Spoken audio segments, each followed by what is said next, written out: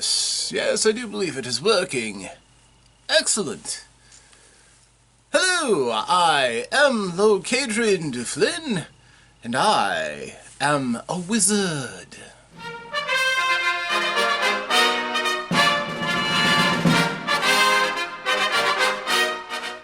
Hello once more, my friends. I am Lord Kadrian de Flynn, and as you can see, I am no longer a prisoner. I am a rehabilitated wizard, as it were.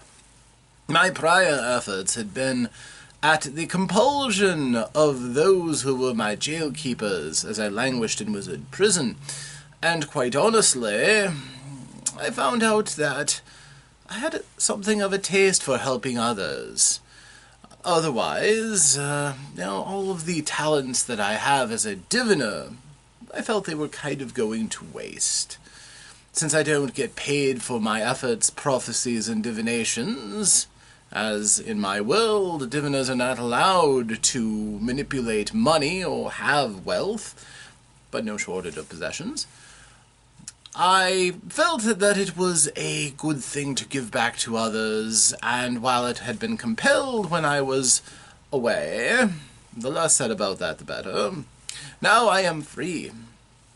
And here, in the privacy chamber of my academy, I am able to answer your questions once more, making my services available to both other wizards looking for advice, as well as those who are not magical, looking for answers to those vexing questions that sometimes it's a magical talent that can reveal the solutions. Now, for what it's worth, I was let out for good behavior. The less really said, the better. Quite honestly, I don't like to discuss wizard jail or anything of it. So, suffice it to say, I have paid my debt. So, here I am. Now, the reason why I'm not in my proper audience hall with the, throne, as it were, and where I would normally give my proclamations before the full assembly in my academy, or even in my home lounge, is the simple fact that this spell that allows me to converse with you is difficult when bombarded with magical auras. Penetrating the veil that separates different realities is difficult, and therefore requires a certain prepared space. This room has been so prepared. It's used for projecting one's mind beyond the veils of this world, something I am fond of doing from time to time, and so therefore I can but have a crystal ball or two, some light, and of course the honor of your presence.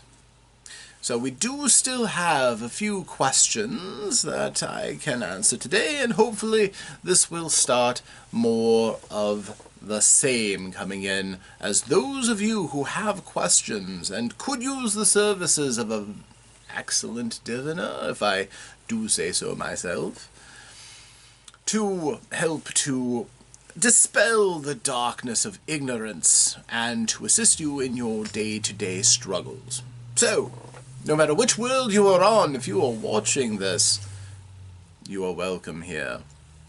Now, I'm not saying that there might not be some strange noises. We are in a magical academy, and the staff is currently preparing things for a new year.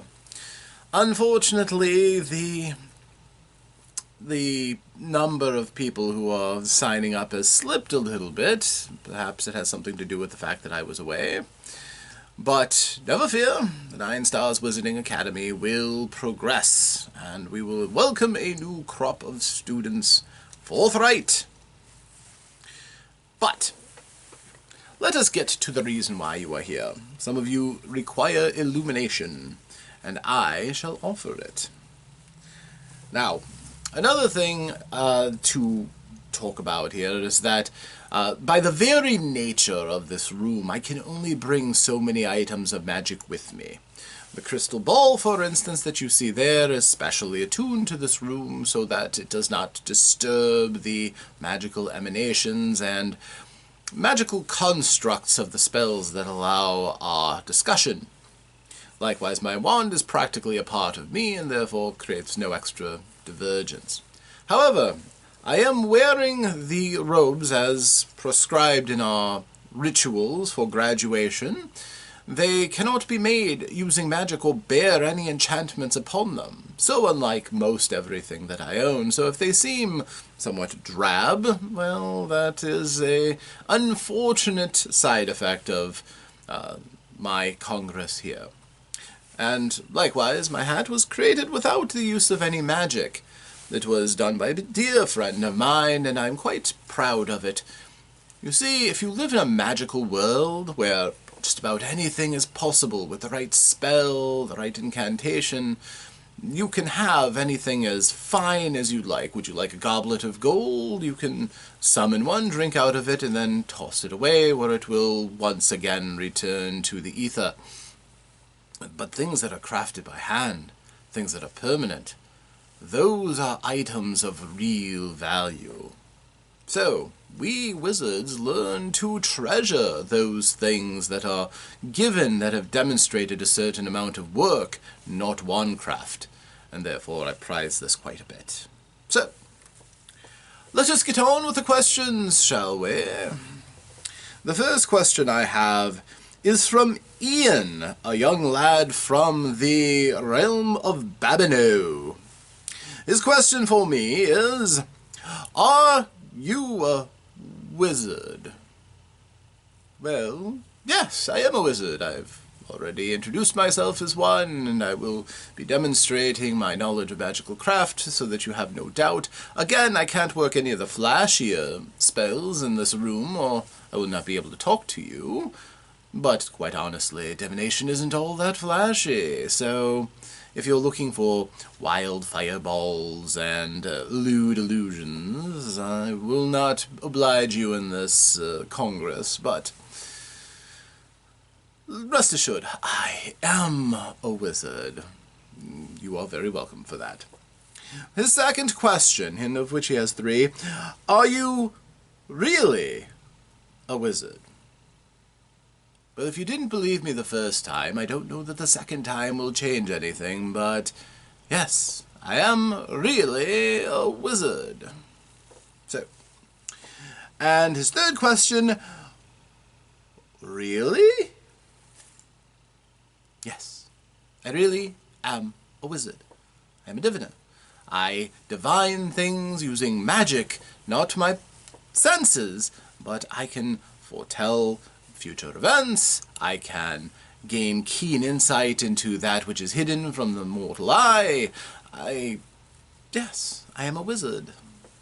All right. Those were your 3 questions, and I hope you have achieved enlightenment through them.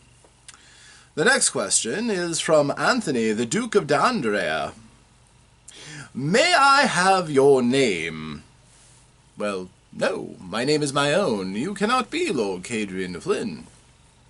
But if he means by pleasure of introduction, yes, I am Lord Kadrian de Flynn. I have many titles, but right now the dearest one to me is that I am the headmaster of the 9 Stars Wizarding Academy, whose comforting embrace I am now within.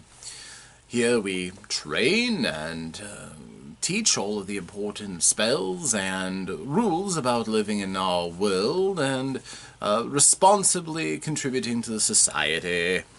That is the function of this academy, to take young wizards who have only just acquired mastery of the most elementary of spells and firm them up into those who would be of great service to the community and themselves, quite honestly.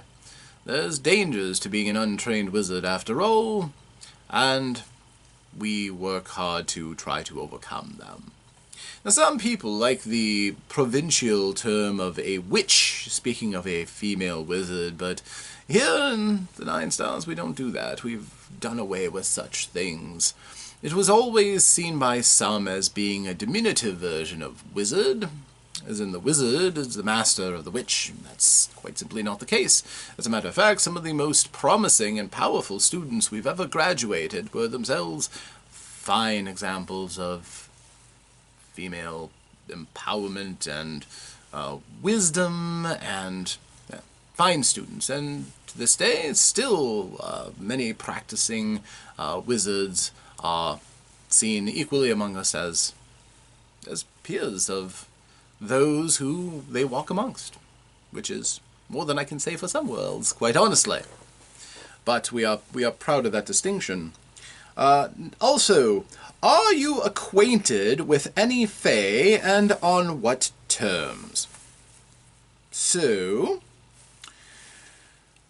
I believe that this question was intended for some rather lascivious purposes. Because, quite honestly, in the opinion of many wizards, the Fey realm exists as one of dreams and fancy, where magic can ensnare and enslave the wishes of the wielder, and many use it as a means of, well, one might say, satisfying the various baser cravings. In truth, I have had some congress with members of the Fey peoples. Of course, the highest of elves, almost themselves creatures as much of magic as they are flesh and blood, have many insights into magic that, well, we mortal wizards just simply might not have the lifespan to comprehend. And as such, they appreciate the drive that we who only strut about on this world for a limited time have to acquiring such mastery as we can in our span. And therefore I have taken great joy in speaking with scholars of the Fey people. I have also exchanged spells with those of less than kindly intentions. Not everything in the Feywild and Fey worlds and other Fey realms are, well, friendly, to say the least. Some of them have quite dark tastes themselves, and see us as prey, nothing more. Sometimes it takes the right magics to dissuade them of such an opinion.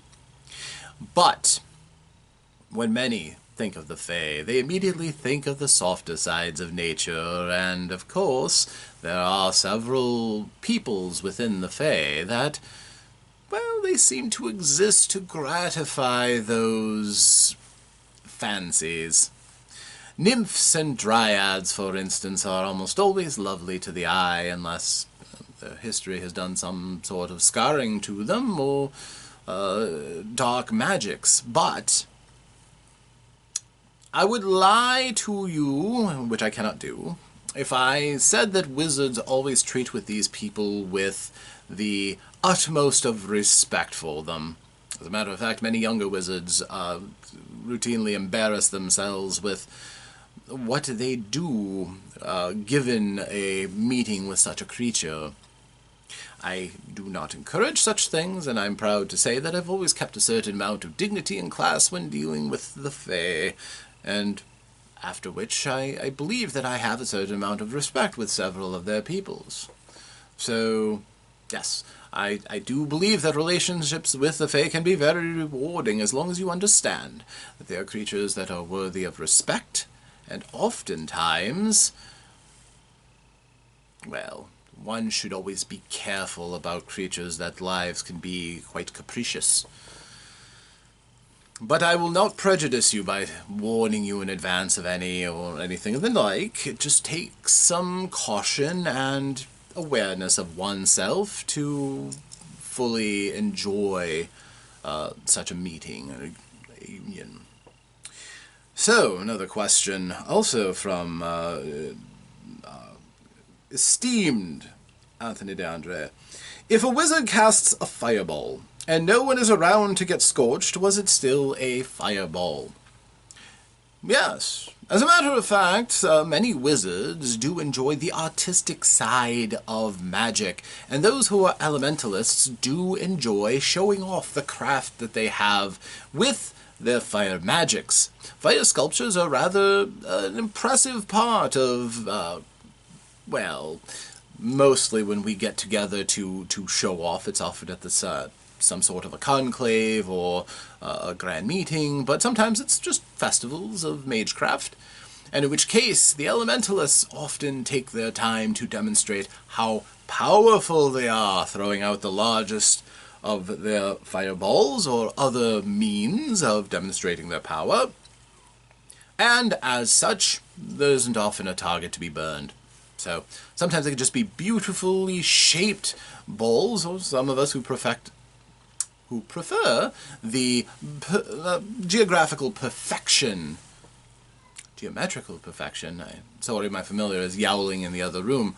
But the perfection of a sphere.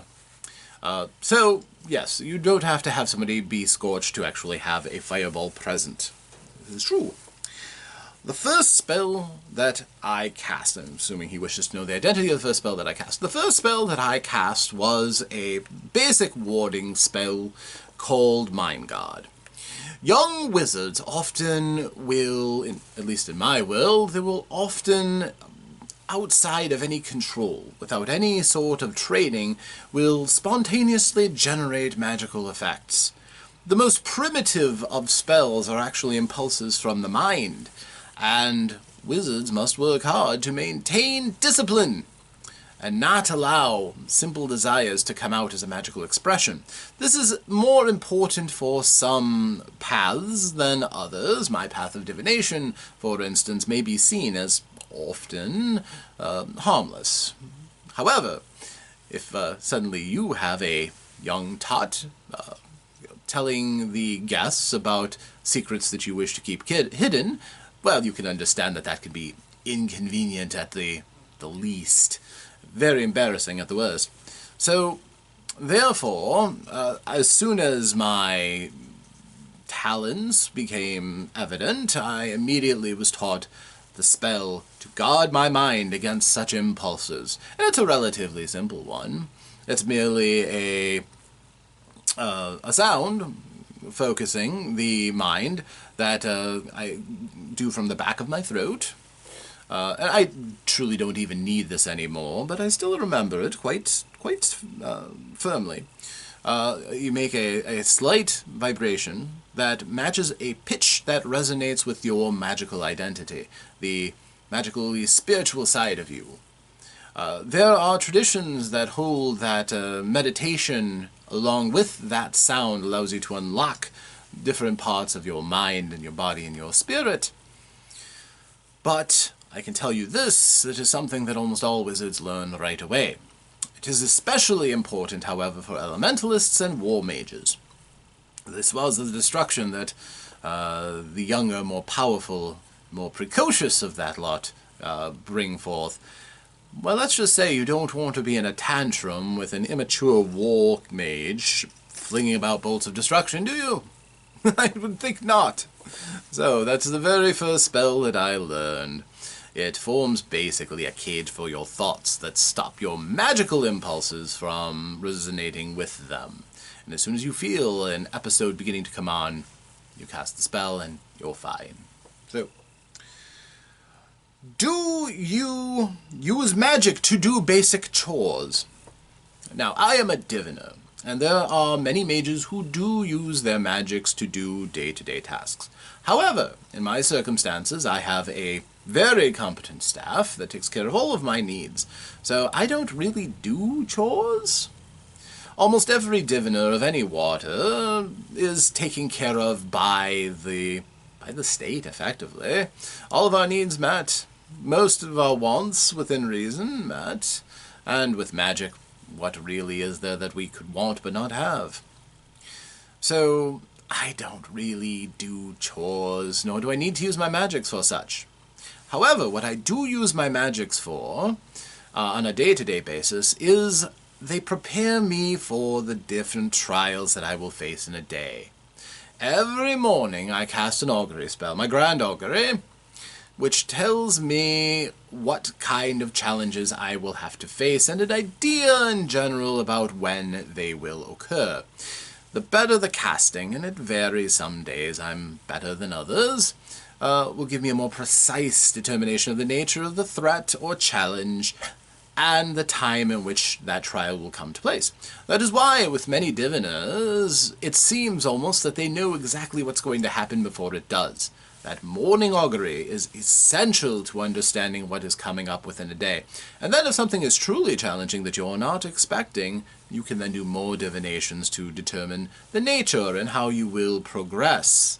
So, I consider that almost to be a day-to-day chore, so as a result, I continue to prosper as a diviner and am rarely caught by surprise.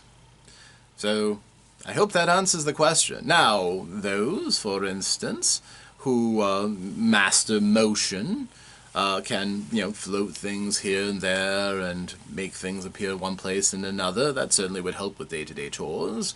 I know that the elementalists, for instance, have a variety of useful talents. Those who favor air, for instance, can whisk things away on a current of air.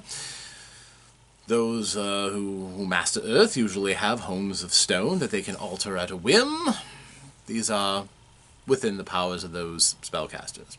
For those of less useful to day-to-day chores, for example, warcasters, they would also have a staff that takes care of all of their needs, and since there are many of them in the ruling class, they tend to be rather affluent, so rarely do they have to do chores either.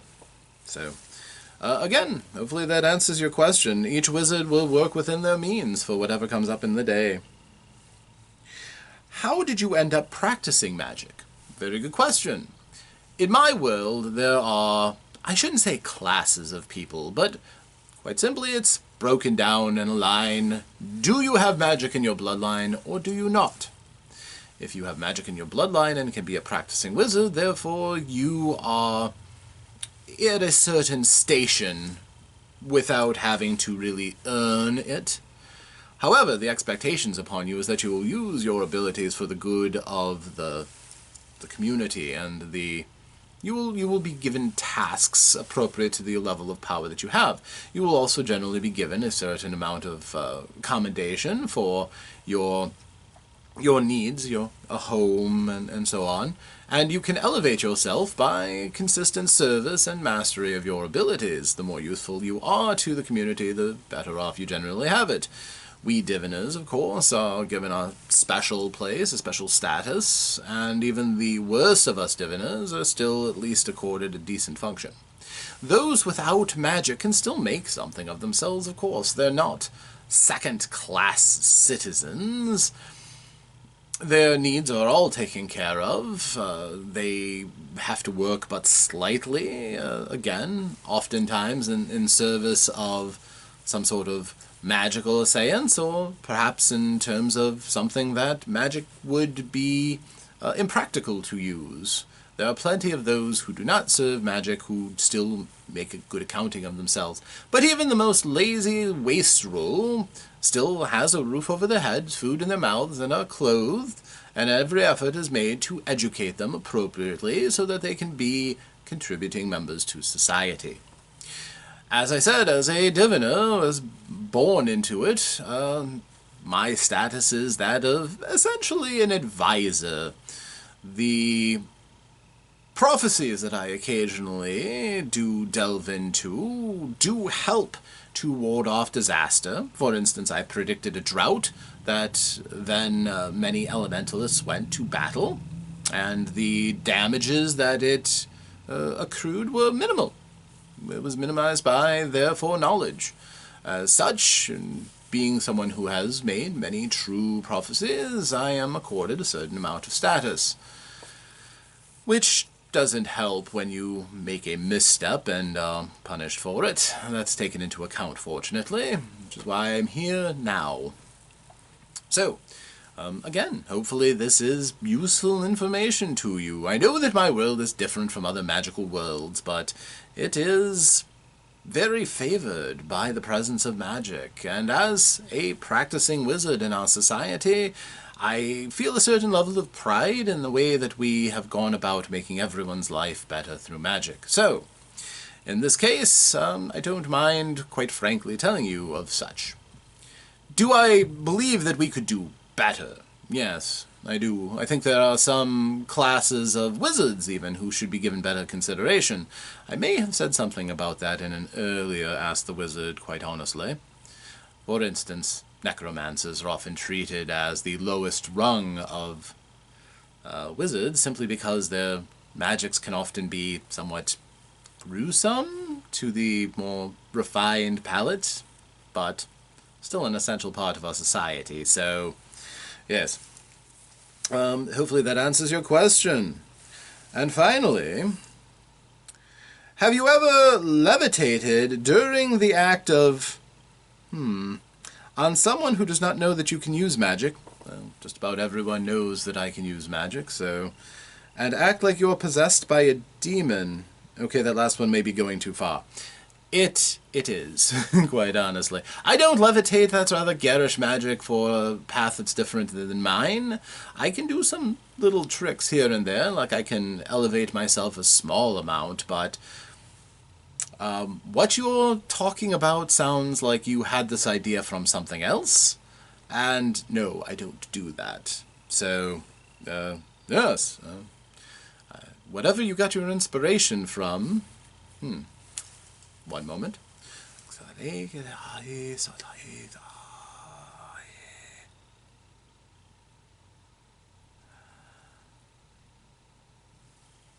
Oh, interesting. Ghostbusters. Interesting little diversion from your world. Quite funny. No, I don't do that. But, good show. If that's what you think magic is best for. You would have made an excellent, excellent Mage of Motion. Alright, and our final contributor. This is Aaron, King of the Realm of Murray. So, quite a refined questioners today. First of all, did you study at the Unseen University? No, I saw the university. It was quite nice. But I do know what you're talking about. I am familiar with the city of Ankh-Morpork. Fine place, and you can read about many of the exploits there from the fine works of the author Terry Pratchett. Highly regarded by the wizarding world, by the way. He does a lot of things right involving magic and dispels some of the ignorance that others have about how magic actually works. Quite clever. I did not. I'm not natively of the world that includes Ankh-Morpork. Fascinating world, by the way. The rules of how many things there, the nature of death, fascinating. I can't recommend it enough. But while I have cast my mind to such a place, I myself have not studied at the Unseen University. But I certainly would not have turned down a commission to go there at some point, perhaps as a professor. If you don't, do you wish you could? I was very satisfied with my initial instruction. I was actually one of the few who was, well, tutored through my youth, essentially so that I couldn't delve into more embarrassing secrets of those who were around me. It was good training, but a little dull for most. It helped to structure my mind quite well, though. And then when I finally went off to Academy, I learned all of the most essential spells that I use from day to day. I was allowed to craft and work within the very natures of magic, using advanced tools of such, and I enjoyed my education thoroughly. This is, of course, the halcyon times before I was required to turn my services over to the skills polished by the state's demands, which is not the most onerous of works, but it does take away from my time. I did enjoy schooling tremendously, however, and I do credit my past for the wizard that I am today. So, yes. I think I would have done quite well, though, at the Unseen University. This sounds like there's fascinating levels of intricacies of magic there. The rules being somewhat different from my world, but I still would have liked to have done it. What do you hypothesize would happen if somebody wished with a higher power or god or a wish spell a paradox? I believe that there is a ruling body of divines, the gods of magic as it were, that themselves stop paradox from happening and usually work to punish those who ask of it. And in this case, the example they give, I wish that this wish was not a wish and that I am sent back just before I make this wish, or something along those lines. It's quite simple, really. Oftentimes, those wishes are interpreted as the moment that you stop a thought in the wish, that is the end of your wish. When you say and, for instance, that's a separate wish. So, I wish that this wish is not a wish is easily granted. It isn't a wish, and therefore it's just a statement you've made. Congratulations, you've just squandered such a power. I wish that I was sent back just before I make this wish. You would be sent back before you made the wish, and you would basically catch yourself in an internal loop, which, of course, the power granting you such an ability would just slip out of. You would just be stuck a dead end in time. There are any number of such if you have the skill and divination to sense them. It does take great magic to free people out of their mistakes, however, and oftentimes forbidden by magical law. So, be cautious when you tread with such power. It's often the ruination of those who are foolish enough to try things such as this. Best to appreciate it and use it for the context in which it is given. And I think that kind of question should demonstrate that this sort of affair is best left for the deepest of minds, and that casual wishes are often very dangerous and should be handled only with the greatest of caution. So, fortunately, such magic is exceedingly rare, and I don't see very many people needing that advice, but if you do, don't be foolish. It's usually the way to your own demise. Thank you very much for joining me here today. This will be the last of the questions for today. If you enjoyed this, and you find yourself with questions of your own, of any sort, we've dealt with some that might be seen by some as frivolous or silly, but quite honestly, sometimes doubt, ignorance, and things need to be dispelled. And I certainly don't mind helping others with that. So, submit your questions. I believe in most mediums that this shall be received in. There will be a section for comments. I will make sure that I magically send my mind through the ether and dwell upon your comments. And in a future video, I will even respond to such and answer your questions. So, I hope that you take me up on my offer. I am Lord Kadrian de Flynn, your friend in the magical world, and I look forward to your questions in the future. Until such time, thank you, and may the gods of magic smile upon you and fill your life with magic and wonder. Farewell.